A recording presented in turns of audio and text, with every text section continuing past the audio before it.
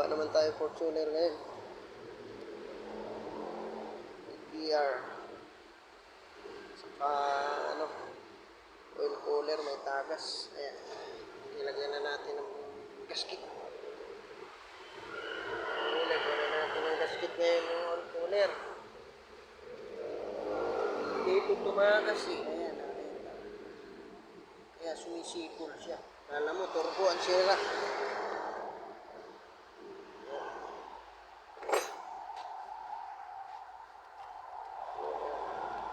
Ginawa na rin ito.